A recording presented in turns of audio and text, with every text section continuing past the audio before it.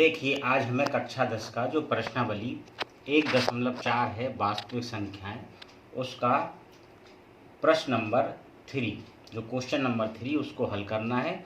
और ये last question है प्रश्नावली 1.4। क्या है ये लास्ट क्वेश्चन? आखिरी कुछ वास्तविक संख्याओं के दशमलव प्रसार नीचे दिए गए हैं। ये जो नीचे है पहला सवाल, दूसरा, तीसरा, तो ये वास्तविक संख्याओं के ये प्रसार दिए गए हैं। प्रत्येक स्थिति के लिए निर्धारित कीजिए। हमको ये बताना है प्रत्येक स्थिति में, चाहे पहला सवाल हो, चाहे दूसरा हो, चाहे तीसरा, प्रत्येक स्थिति के लिए निर्धारित कीजिए कि यह संख्या परमेय संख्या है या नहीं। मतलब तीनों सवालों में हमें ये बताना है कि पहला, दूसरा, तीसरा सवाल यह एक परमेय संख्या है अथवा परमेय संख्या नहीं। यदि परमेय संख्या है, यदि इन तीनों सवाल में से किसी भी सवाल में यह पहला, दूसरा, तीसरा जो भी सवाल अगर परमेय संख्या है तो उसमें क्या करना है हमें, और P/Q के रूप की है। मतलब परमेय संख्या है और वो कैसी है, P/Q के रूप की है। तो Q के अभाज्य गुणनखंडों के बारे में आप क्या कह सकते हैं? मतलब ये जो नीचे हमारा जो Q है ये एक संख्या है, P/Q क्या है, परमेय संख्या है। तो ये जो नीचे वाला Q है इसके बारे में हम आप क्या कह सकते हैं, ये हमको पहले, दूसरे, तीसरे सवाल को जब हम हल करेंगे तब हमें सभी प्रश्नों के उत्तर देना है। तो हमें ये सभी प्रश्नों के उत्तर देना है। पहले तो हमें ये बताना है कि ये परमेय संख्या है क्या नहीं, ये P/Q के रूप की है क्या नहीं। यदि P/Q के रूप की है तो Q का बारे जो Q के अभाज्य गुणनखंड हैं उसके बारे में आप कैसे लिख सकते हो, क्या कह सकते हो। तो आइए अब हम ये पहला, दूसरा, तीसरा प्रश्न को हल करें।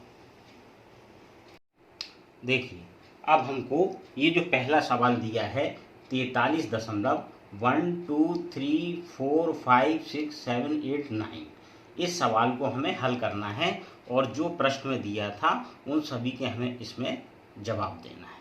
तो पहला तो हमें ये बताना है कि ये जो संख्या है ये परमेय है कि नहीं। तो हम देखो, ये जो संख्या है दशमलव के बाद ये जो नीचे जो दिया है, इस जो संख्या है ये कितनी है, 1 2 3 4 5 6 7 8 9, यानी जो संख्या है, जो संख्या थी P/Q, इसमें Q से P में जो भाग दिया तो ये पूरा भाग चला गया कितने अंकों तक, 9 अंकों तक। यानी जो संख्या है उसमें 9 अंकों तक पूरा भाग चला गया। तो हम इसमें लिखेंगे कि इसका जो संख्या जो दी है तो ये संख्या कैसी है, नंबर 1। पहले तो ये पूरा इसमें भाग दे दिया तो इसका दशमलव प्रसार नंबर 1 हम लिखेंगे। इसका ये जो संख्या दी इसका दशमलव प्रसार शांत है। शांत जो हमने क्वेश्चन नंबर 2 किया था उसमें ये भाग पूरे जा रहे थे, तो जिन संख्याओं के पूरे भाग जा रहे थे तो उनका दशमलव कैसा था, शांत। तो इसका दशमलव प्रसार शांत है। यदि इसका दशमलव प्रसार शांत है तो यह एक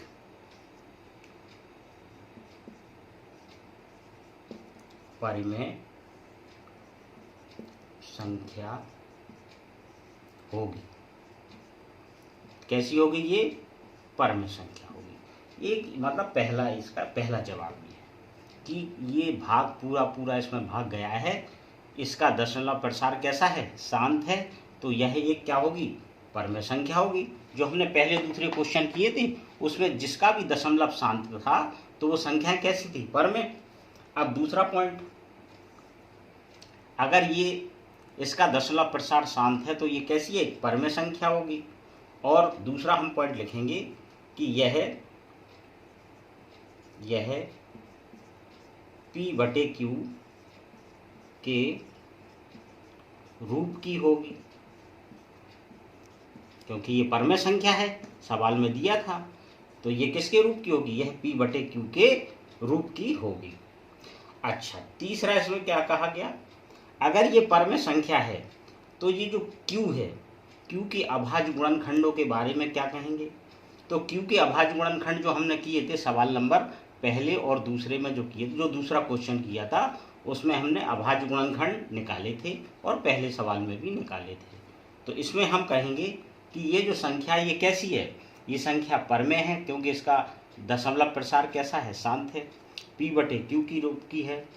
तो ये जो इसका जो q का जो मान है, नीचे बटे की संख्या है, उसमें हमने a बटे b माना था, तो यहाँ पर q है। तो q के जो अभाज्य गुणनखंड है वो 2 की पावर m और 5 की पावर n के रूप के होंगे। ये तीसरा पॉइंट है। ये जो q है, q के अभाज्य गुणनखंड जो होते थे, तो अभाज्य गुणनखंड 2 की पावर m 5 की पावर n के रूप के होंगे। क्यों? क्योंकि इसका दशमलव प्रसार कैसा है? दशमलव प्रसार शांत है। और जो क्वेश्चन नंबर 2 जो हमने किया था उसमें जितने भी सवाल थे उसमें सभी को दशमलव में लाना था, क्योंकि उसके दशमलव प्रसार कैसे? शांत थे और दशमलव में बदलना था। तो वो सब संख्याएं कैसी थी? परमेय संख्याएं थी। और जो परमेय संख्याएं थी उनका रूप क्या था? 2 की पावर m 5 की पावर n के रूप के होंगे। यही हमको बताना था।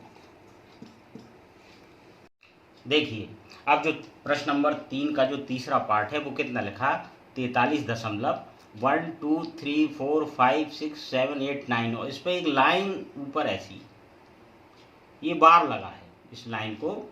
इसका मतलब है कि ये संख्या बार बार रिपीट हो रही, आवर्ती। इसको देखो कैसे हम समझेंगे। ये 43 तो ऐसे ही रहेगा, दशमलव 1 2 3 4 5 6 7 8 9। इसके बाद फिर ये संख्या फिर रिपीट हो रही, ये बार का मतलब है 1 2 3 4 5 6 7 8 9। फिर रिपीट हो रही 1 2 3 4 5 6 7 8 9। यानी ये संख्या क्या है? बार बार रिपीट हो रही है। बार का मतलब होता है कि ये जो संख्या है ये बार बार रिपीट हो रही है। ये वाली संख्या, ये संख्या बार बार आ रही है, यानी इसको कहते हैं आवर्ती। तो ये क्या है? ये कैसी संख्या है? जब ये रिपीट हो रही है तो ये कैसी है? इसका दशमलव तो, क्योंकि ये भाग बार बार जा रहा है तो दशमलव तो इसका शांत नहीं है, तो हम लिखेंगे इसका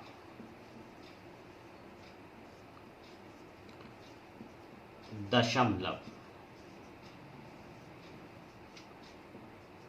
प्रसार अशांत है। कैसा है? अशांत। अशांत क्यों है? क्योंकि ये संख्या बार बार आ रही, भाग नहीं जा रहा, बार बार आ रही है, तो शांत नहीं है, अशांत है। अशांत है, अशांत और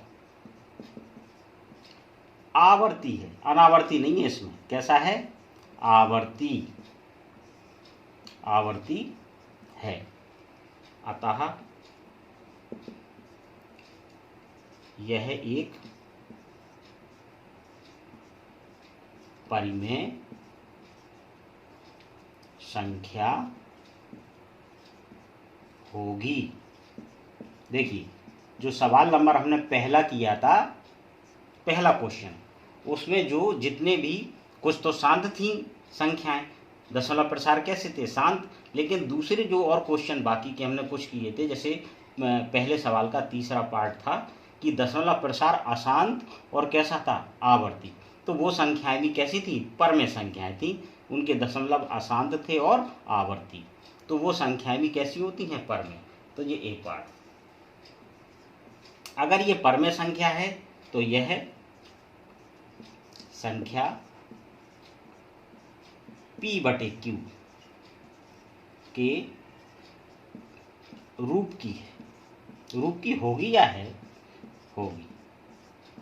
अगर परमेय है तो वो p बटे q, क्योंकि क्वेश्चन में, तीसरे क्वेश्चन में हमें दिया कि परमेय संख्या p बटे q के रूप की होगी। इसका सी पार्ट अब क्या है? सी पार्ट में अगर ये संख्या परमेय संख्या है तो ये जो संख्या है ये 2 की पावर m और q की पावर 5 की पावर n के रूप की होगी। लेकिन इसमें 2 की पावर, क्योंकि ये संख्या कैसी है? अशांत है और आवर्ती, तो उसमें 2 और 5 तो होंगे। इसके साथ 2 और 5 के रूप की होगी तथा इसके साथ कोई अन्य, मतलब किसके साथ, 2 और 5 के साथ, इसके साथ तथा इसके साथ कोई अन्य अभाज्य